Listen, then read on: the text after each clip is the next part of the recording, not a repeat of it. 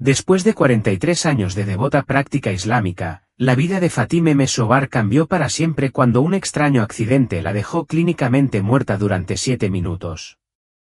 Lo que vio durante esos momentos destrozó todo lo que creía sobre Alá y el Islam. Esta es su historia. Nunca pensé que estaría contando esta historia. Crecí en Edmonton, Alberta, como hija de inmigrantes libaneses. El Islam no era solo mi religión, era mi identidad completa. Mi padre era un hafiz respetado que había memorizado todo el Corán, y mi madre enseñaba en nuestra madrasa local. Seguí sus pasos y me hice conocida en nuestra comunidad por mi dedicación a los estudios islámicos y mi capacidad para recitar el Corán en 7 estilos diferentes de recitación Qiraat. Me casé joven a los 19 años con un hombre que eligieron mis padres, Karem, que trabajaba como especialista en banca islámica. Tuvimos 3 hijos y pasé mis días enseñando árabe y estudios islámicos en casa a otros niños musulmanes. Llevaba mi hijab con orgullo, ayunaba días adicionales a los del Ramadán y nunca me perdía una oración. Incluso realizaba el Hajj 2 veces y daba generosas cantidades en concepto de zakat. Pero lo que me diferenciaba era mi pasión por coleccionar y estudiar los hadices. Tenía una biblioteca personal de más de 2000 libros sobre jurisprudencia islámica y estudios de hadices. Pasaba incontables horas analizando cadenas de isnad y comparando diferentes versiones de los hadices. No se trataba de un mero interés académico, creía de verdad que estaba preservando las palabras y las acciones del último mensajero de Alá. Organizaba halaqas semanales, círculos de estudio religioso para mujeres de nuestra comunidad, donde discutíamos el tafsir y debatíamos los puntos finos de la ley sharia.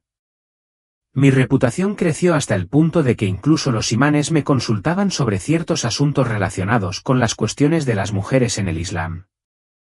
La vida era ordenada y predecible, y estaba absolutamente segura de mi fe. Cada aspecto de mi rutina diaria estaba estructurado en torno a las prácticas islámicas, desde la forma en que entraba al baño hasta cómo comía. Juzgué todo a través de la lente de lo halal y lo harem. Todo eso cambió hace 3 meses. Era una tarde normal y estaba preparando el iftar durante el Ramadán.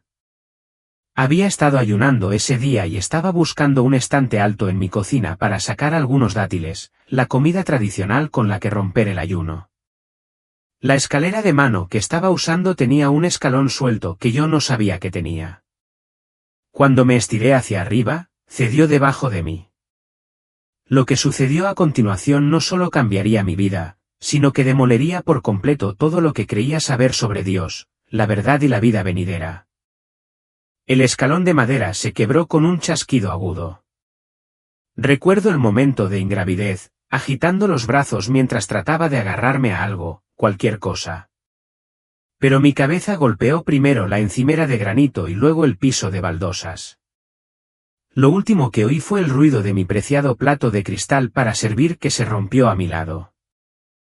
Lo que sucedió a continuación todavía está nítido en mi mente. De repente, me encontré flotando cerca del techo de la cocina, mirando hacia abajo a mi propio cuerpo. Mi abaya azul marino se extendía a mi alrededor como un charco oscuro y la sangre se filtraba de mi cabeza. Pude ver a mi hija Amir corriendo, gritando Umi, en su teléfono mientras llamaba a los servicios de emergencia. No sentí dolor ni miedo, solo una profunda sensación de calma y desapego. Vi cómo llegaban los paramédicos, trabajando frenéticamente sobre mi cuerpo. Uno de ellos dijo, «No tengo pulso. Empiezo las compresiones».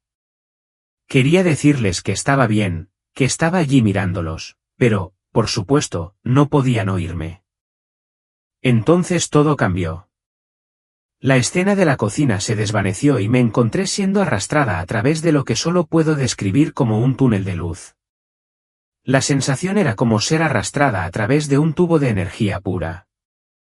Recuerdo que pensé, este debe ser el túnel de la muerte del que habló el profeta, esperando ver a Munkar y Nakir, los ángeles de la muerte, viniendo a interrogarme sobre mi fe. Pero lo que sucedió a continuación me sacudió profundamente. En lugar de los ángeles sobre los que me habían hablado toda mi vida, vi algo completamente diferente. El túnel se abría a un espacio inmenso lleno de una luz tan brillante que debería haberme cegado, pero de alguna manera podía ver perfectamente. La luz estaba viva, consciente y llena de más amor del que puedo describir. En ese espacio, tomé conciencia de cada cosa que había hecho, pensado o dicho en mi vida, pero no de una manera crítica. Más bien, fue como ver una película de mi vida, donde podía sentir los efectos dominó de cada acción, experimentando tanto la alegría como el dolor que había causado a los demás. Lo que me impactó más profundamente fue darme cuenta de que, a pesar de mi dedicación a promover las enseñanzas islámicas, sin darme cuenta había alejado a las personas de la verdad en lugar de acercarlas a ella. Recordé vívidamente a las personas de mis círculos de Alaqa, personas a las que había guiado e inspirado con toda sinceridad, solo para darme cuenta ahora de que mis apasionadas enseñanzas pueden haber obstaculizado involuntariamente su crecimiento espiritual en lugar de nutrirlo. Cada hadís que había estudiado meticulosamente y compartido ahora me parecía diferente, se hizo evidente que no se trataba de verdades divinas, sino de elementos de un marco histórico complejo. El peso de esta revelación fue asombroso. En ese momento de comprensión cruda, me encontré con una presencia. No era Alá como yo lo había conocido, distante, juzgando y ordenando el cumplimiento de reglas intrincadas. Esta presencia era completamente diferente, exudaba amor y verdad tan puros que trascendía todo lo que yo había entendido. En su luz iluminadora, toda mi devoción, cada sura que había memorizado, cada ritual realizado cuidadosamente y cada momento de orgullo en mi fe, quedó expuesta como lo que realmente era, una dedicación sincera pero equivocada. La presencia se comunicó conmigo, no con palabras habladas, sino a través de un conocimiento puro y directo que fluyó sin problemas a mi conciencia. La primera revelación me golpeó como una ola, Dios como yo lo había conocido en el Islam no era el Dios verdadero. No se trataba de un debate teológico ni de una interpretación subjetiva, sino de la verdad innegable, revelada en una dimensión en la que el engaño no tenía poder. Me mostraron escenas de Mahoma del siglo VII, no como el santo profeta que yo había reverenciado, sino como un hombre que estaba creando una religión para ejercer influencia política, tomando elementos del judaísmo, el cristianismo y el paganismo árabe. Fui testigo de cómo modificaba las revelaciones para adecuarlas a sus objetivos personales. La verdad del infame incidente de los versos satánicos cobró vida ante mí, junto con las verdaderas motivaciones detrás de su matrimonio con Zainab, la esposa de su hijo adoptivo, y las revelaciones convenientes que parecían alinearse precisamente con sus propios deseos. Todo estaba al descubierto, visible con una claridad sin filtros. Incluso el Corán se me presentó de nuevo, revelando su contexto histórico y su proceso de compilación. Vi las influencias políticas que dieron forma a versículos particulares y las contradicciones suavizadas en el texto final.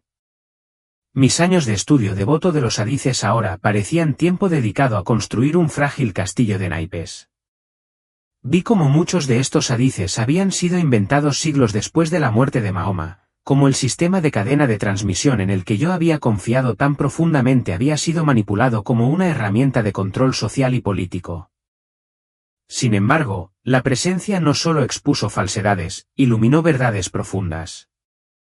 Llegué a comprender que Dios no es el juez distante y severo que había imaginado, que supervisa las minucias de nuestros rituales, que cuenta cuántas veces nos lavamos antes de la oración o con qué pie pisamos al entrar en el baño. En cambio, la religión legalista que había seguido se reveló como una construcción de control creada por el hombre, carente de la esencia de la verdad divina.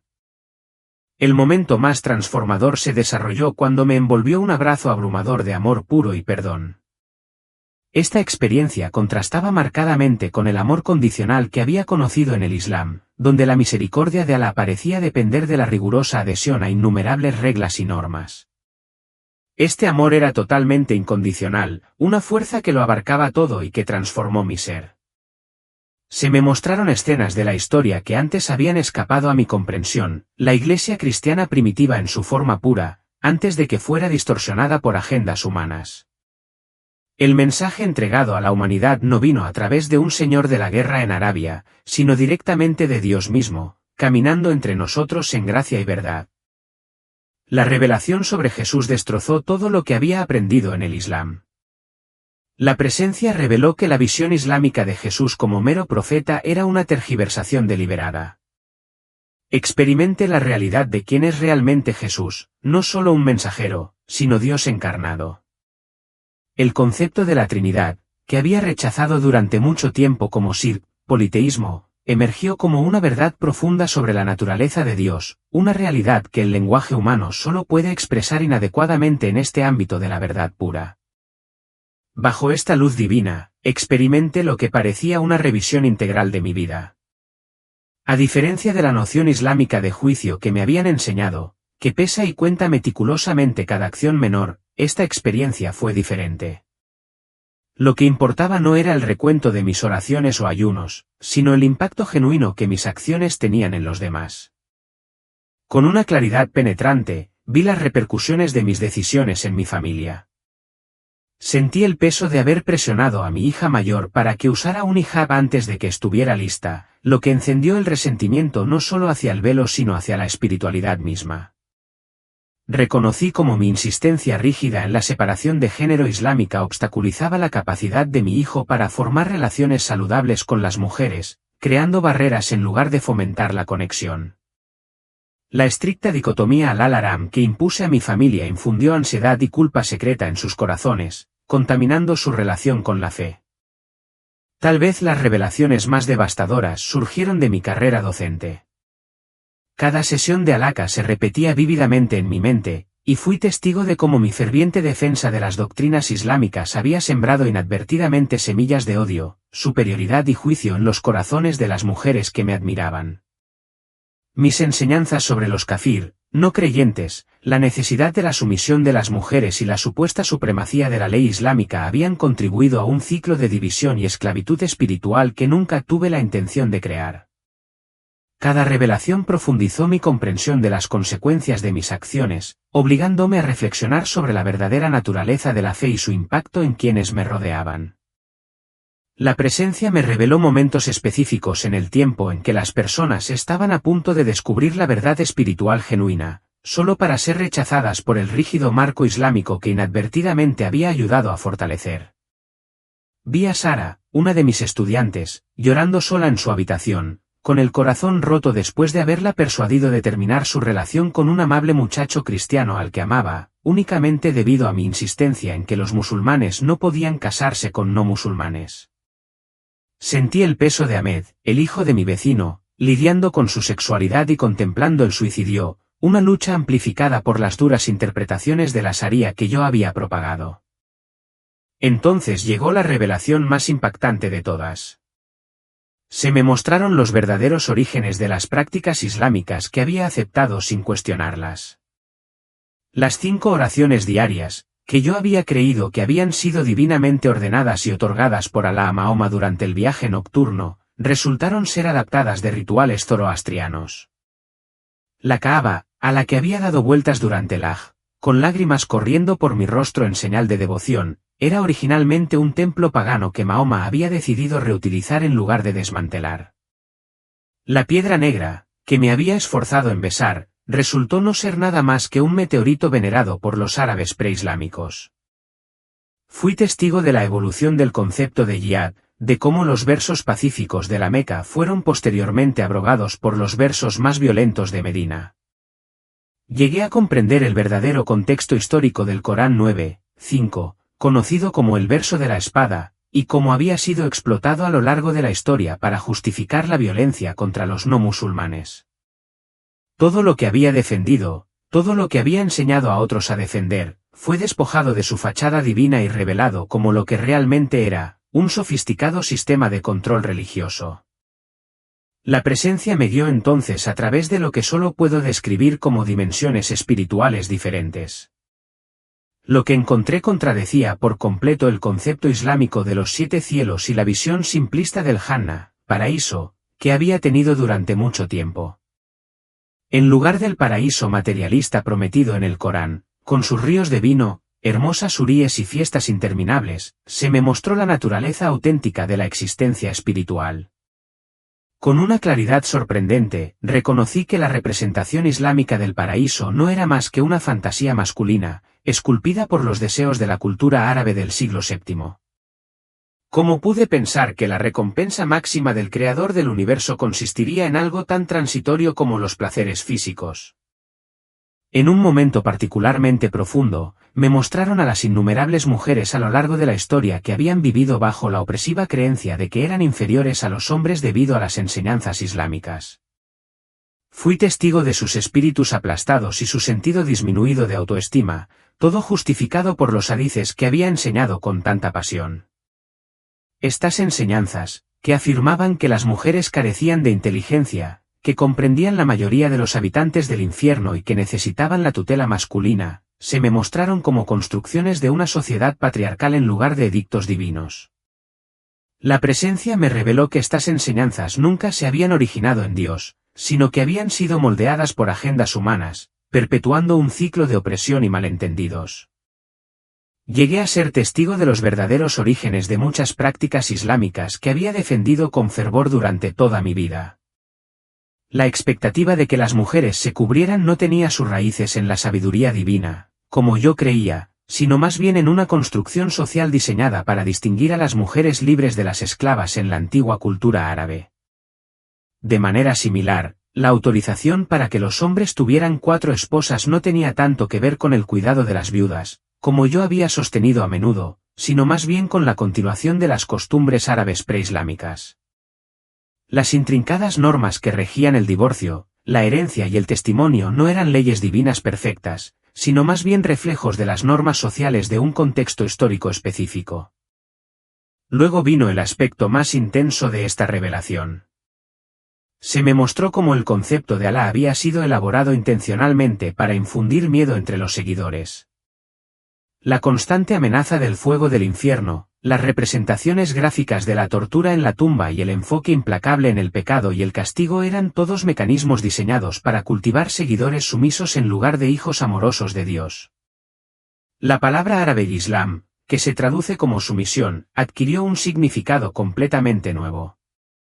No se trataba de una rendición pacífica a lo divino, como yo había enseñado, sino de una sumisión forzada basada en el miedo. Reconocí cómo este miedo omnipresente había moldeado cada aspecto de mi propia vida. Cada decisión que tomaba, desde que vestir hasta cómo expresarme, había estado influenciada por este terror abrumador al castigo divino.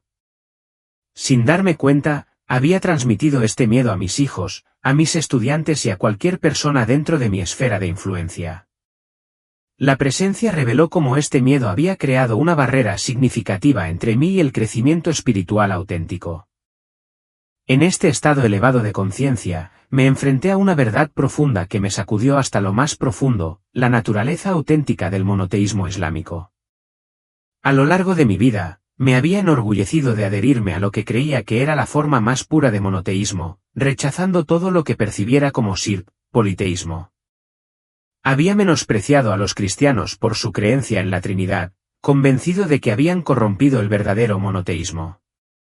Sin embargo, ahora entiendo que el monoteísmo islámico en sí mismo se basaba en un malentendido fundamental.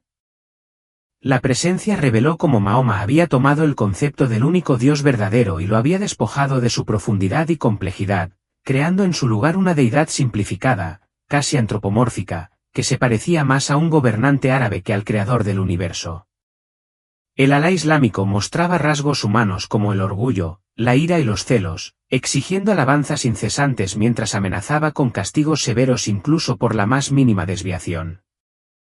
Fui testigo de escenas de la vida de Mahoma que no estaban registradas en ningún hadís. Lo vi elaborar revelaciones para justificar retroactivamente sus acciones. El incidente que involucraba a la esposa de Zaid, Zainab, se desarrolló ante mí con vívidos detalles, vi el deseo de Mahoma por ella y cómo recibió convenientemente una revelación que le permitía casarse con ella. Lo vi manipular a sus seguidores al afirmar la aprobación divina para sus deseos personales.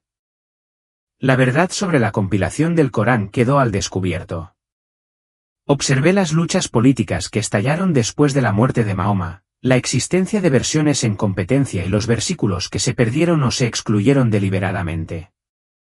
El llamado milagro de la preservación del Corán, sobre el que había predicado a menudo, quedó al descubierto como un mito.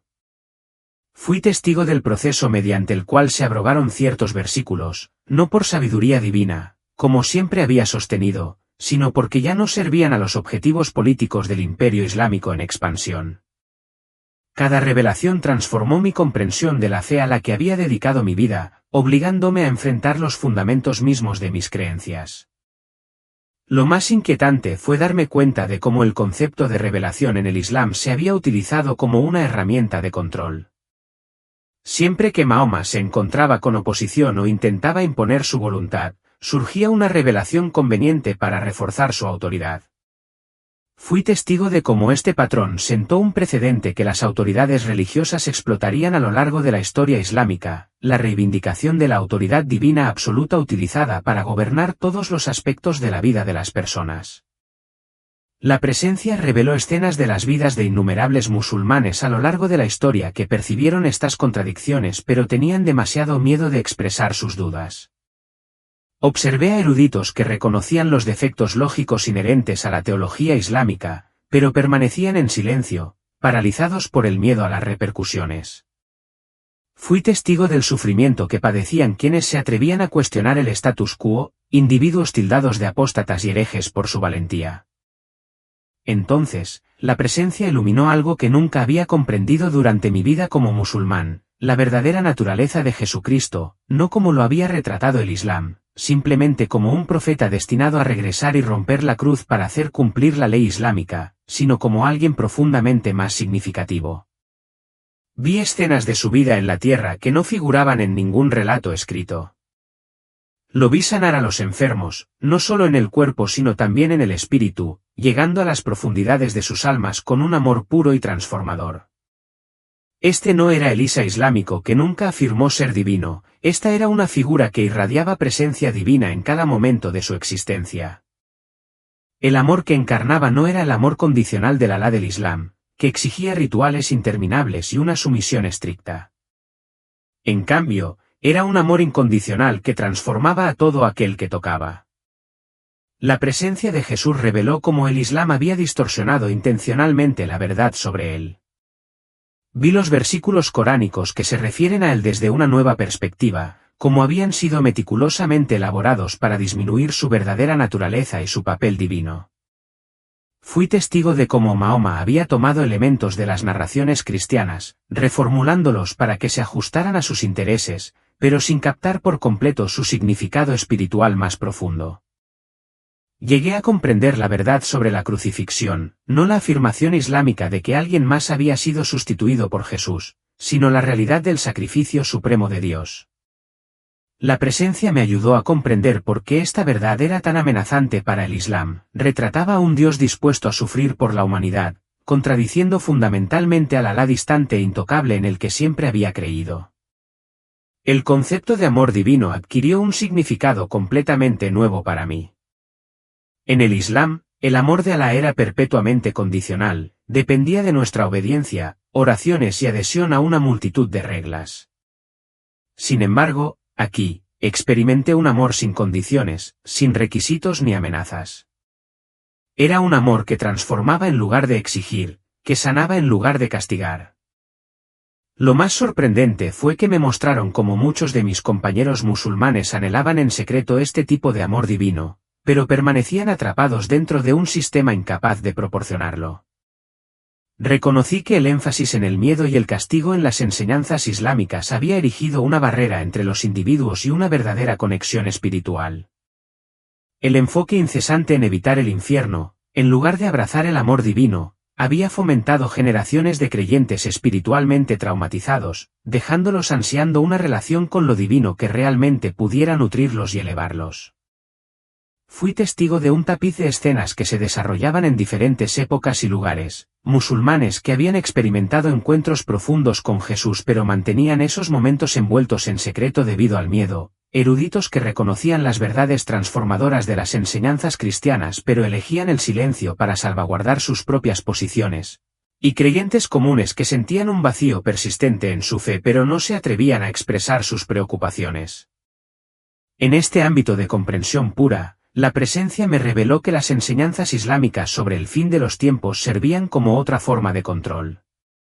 Las vívidas descripciones del fuego del infierno, los intrincados relatos del tormento en la tumba y las enrevesadas señales del día del juicio quedaron expuestas como herramientas de manipulación, diseñadas para mantener a las personas atrapadas en un estado perpetuo de miedo.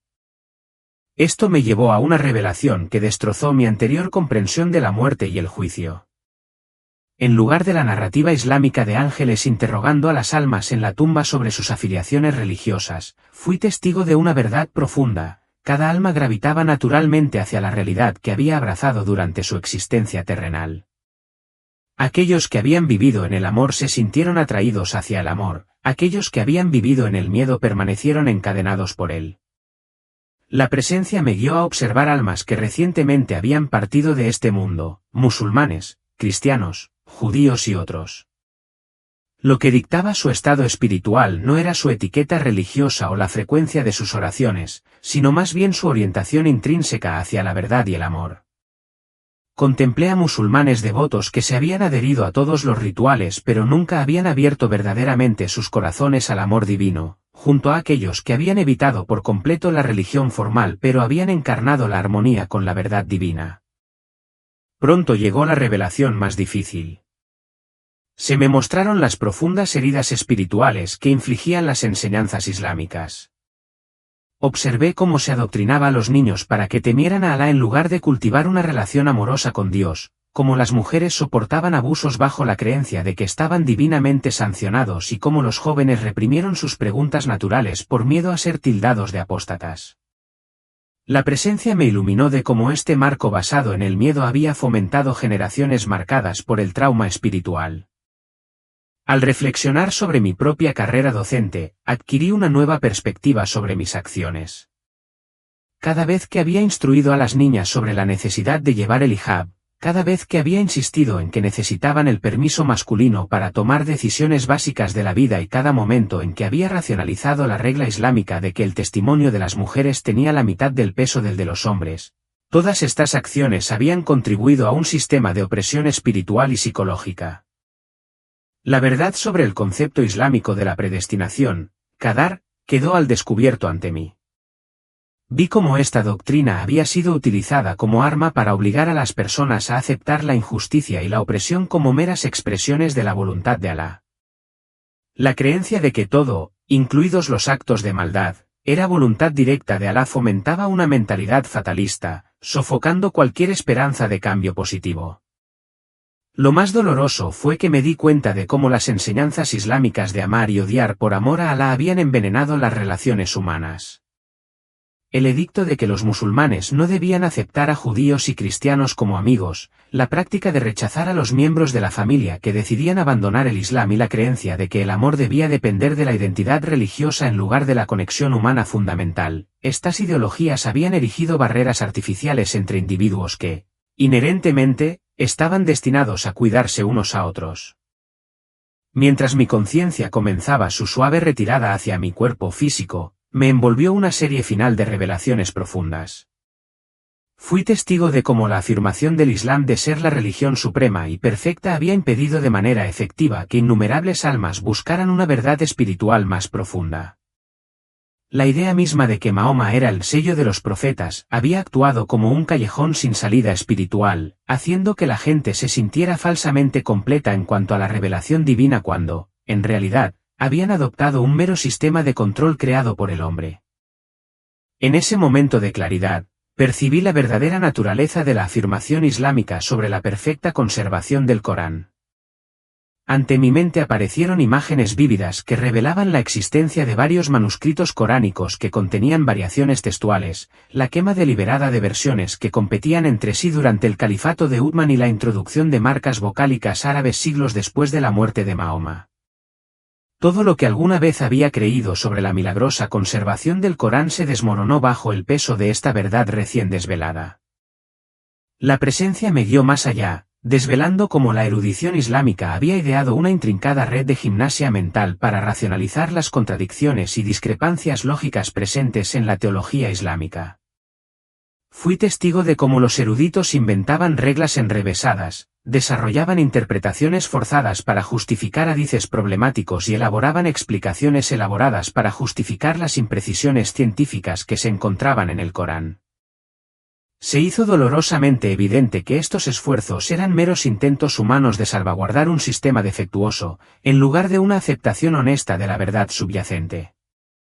Entonces, en lo que parecía un resumen final de la totalidad de mi despertar, se me presentó una verdad simple pero profunda que había sido oscurecida por capas de teología islámica: Dios es amor, no el amor condicional que había conocido a través de Alá, que exigía una adoración ritual incesante y amenazaba con la condenación eterna, sino un amor puro e incondicional capaz de transformar todo lo que toca. Mientras sentía que me atraían de nuevo hacia mi cuerpo, el propósito de esta profunda experiencia cristalizó en mi mente, no solo para mi propio despertar, sino para los innumerables otros que aún podrían encontrarse atrapados en el mismo sistema basado en el miedo que me había constreñido durante tantos años. La presencia me comunicó con claridad que mi misión era compartir esta verdad, no con animosidad hacia el Islam o los musulmanes, sino con profunda compasión hacia aquellos que todavía estaban atrapados en sus garras. En los momentos previos a recuperar la conciencia, experimenté una sensación abrumadora de estar limpia de la religión impulsada por el miedo que había dictado mi vida durante tanto tiempo. Las reglas, los rituales, la ansiedad incesante que rodeaba el pecado y el castigo, todo comenzó a disolverse, reemplazado por una comprensión profunda del amor divino que trascendía los límites de cualquier sistema religioso humano. Regresé con un corazón lleno de gratitud y un compromiso inquebrantable de iluminar el camino para otros que todavía estaban perdidos en las sombras del miedo. Justo antes de que mis ojos se abrieran en la habitación del hospital, se me concedió una verdad final: el camino hacia Dios no está pavimentado con oraciones obligatorias, lavados rituales o reglas rígidas, está iluminado por el acto de abrir nuestros corazones al amor divino y permitir que ese amor nos transforme desde adentro. Ahora, han pasado 3 meses desde mi experiencia cercana a la muerte. Los médicos me dijeron que estuve clínicamente muerta durante 7 minutos antes de que lograran reanimarme. Sufrí una conmoción cerebral grave y perdí casi 1 litro de sangre. Sin embargo, lo que perdí en sangre, lo gané en comprensión profunda. Volver a la vida cotidiana ha resultado ser un desafío. Mi esposo, Karem, se fue de casa cuando le dije que ya no podía seguir practicando el Islam. Mi hija menor se niega a hablar conmigo. La comunidad islámica que antes dirigía ahora susurra a mis espaldas, afirmando que he perdido el sentido debido a mi lesión en la cabeza. Algunos incluso hacen circular rumores de que he sido poseída por genios.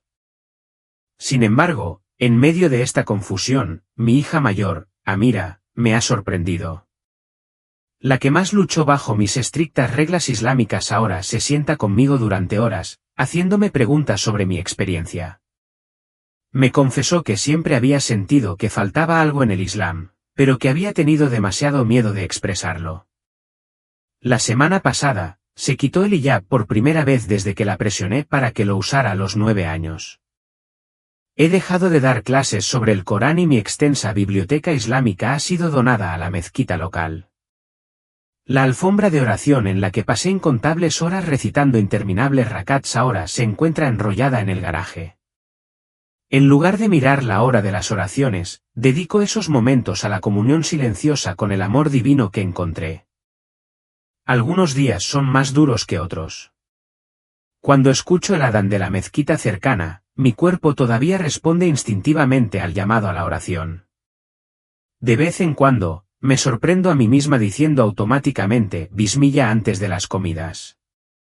Décadas de condicionamiento no se disuelven de la noche a la mañana, pero ahora estos momentos sirven como recordatorios de lo lejos que he llegado.